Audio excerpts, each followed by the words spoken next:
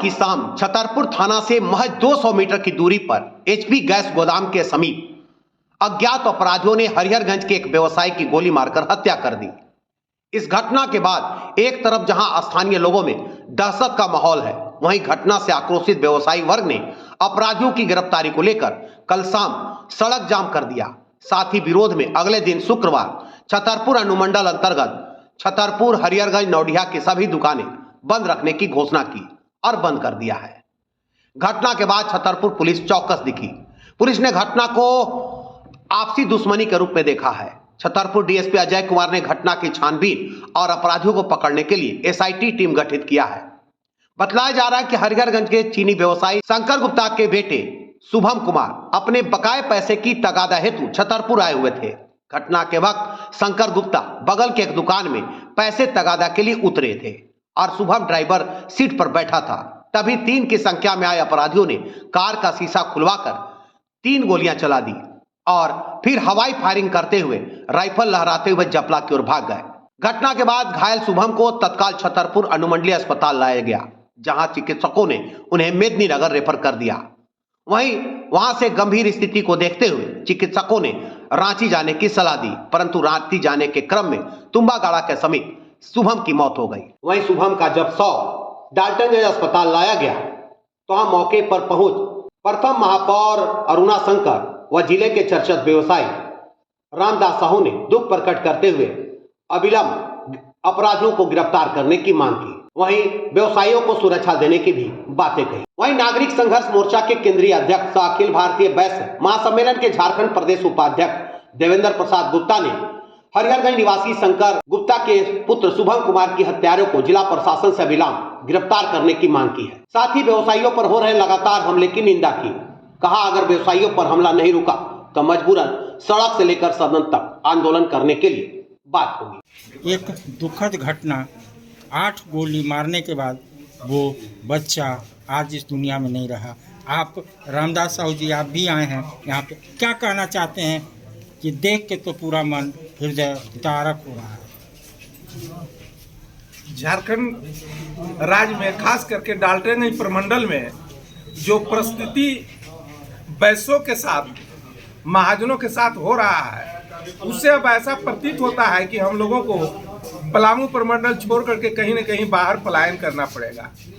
कई बार जब भी हत्याएं हो रहा है तो हम लोगों ने जिला प्रशासन से सुरक्षा के गुहार लगा रहे हैं। अभी कुछ दिन पहले राजेंद्र साहू का भी हत्या हुआ था, तो उसमें भी हम लोगों ने जुलूस प्रोसेसन कर करके सरकार से मांग किए थे कि हम लोगों को वैश्यों को सुरक्षा दिया जाए, लेकिन सरकार द्वारा कोई सुरक्षा नहीं दिया जा रहा है।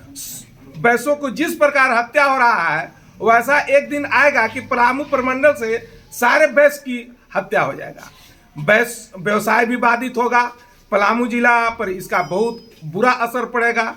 इन सब समस्याओं को लेकर के हम लोग बार बार जिला प्रशासन से अनुरोध करते हैं, कोई भी गोली मारने वाला आवे और नाम पूछे साहू, और साहू पूछ करके वह 8 गोली मारता है, इससे स्पष्ट होता है कि वह वैश्यों को समाप्त करना चाहता है।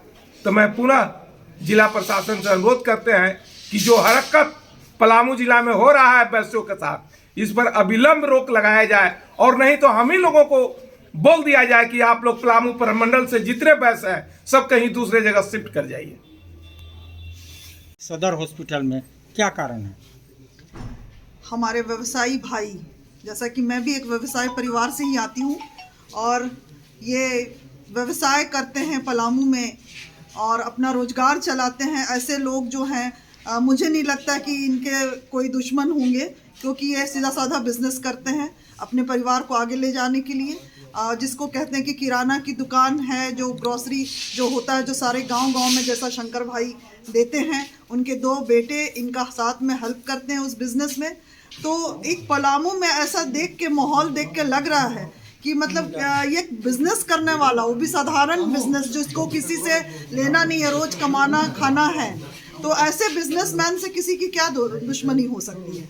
और जैसा कि यहाँ उपस्थित सभी भाइयों का कहना है कि ये बहुत ही सरल स्वभाव के बच्चे थे और पिता के साथ भी अच्छा बॉन्डिंग था उन लोग का, एक मित्र के जैसा। जैसे शंकर भाई बता रहे हैं कि दोनों बच्चे, अभी उस बच्चे की शादी का शायद बात हो चुका है। तो ऐसे में एक व्यवसाय करने वाला आदमी, मतलब वो ये भी सुनने में आ रहा है कि जहाँ पर ये चौक में छतरपुर जिस चौक में ये जो गोली कांड हुआ है, इस भयावह जिसको बोला सकता है, मतलब इतना दर्दनाक जो कांड हुआ है और वो उतने भीड़ के बीच में और बगल में पुलिस प्रशासन थाना लगा हुआ है, तो क्या कहाँ प्रशासन थी कि इतना आवाज होने पे, इतनी फायरिंग होने पर, हवाई फायरिंग करते हुए जब पब्लिक लोग दौड़ रहे हैं उनके पीछे तो उन्होंने हवाई फायरिंग किया।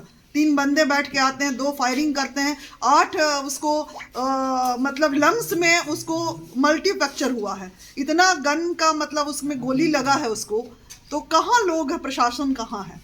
प्रशासन क्या मतलब इस तरह से लोग जिनके भरोसे जो जिनके सुरक्षा का जिम्मा प्रशासन लेती है, तो ये तो बहुत उसमें क्वेश्चन है कि प्रशासन क्या कर रही है वहाँ पर।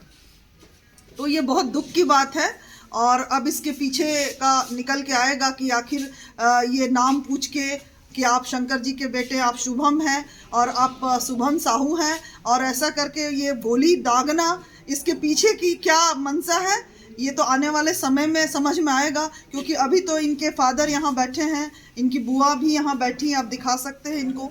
तो ये सभी अभी सोच में है कि आखिर क्या कारण है, कैसे हम एक छोटे व्यवसायी हैं जिसका किसी से लेना नहीं, एक मतलब नॉर्मल आदमी अपना जीवन चला रहा है, अपना परिवार का एक रोजगार करके। आपका तो कहने इस शासन में ये कहाँ व्यवस्था है? आपका कहने का मतलब है व्यवसायी सुरक्षित नहीं है क्या?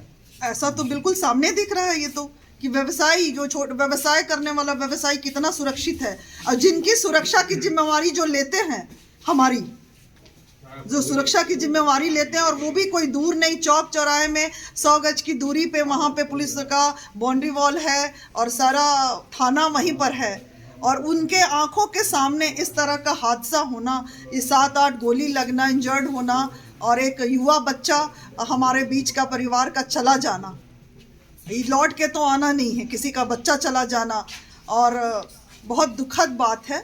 और इसमें प्रशासन को कड़ा एक्शन लेना चाहिए, और क्योंकि ये क्वेश्चन मार्क है प्रशासन के ऊपर।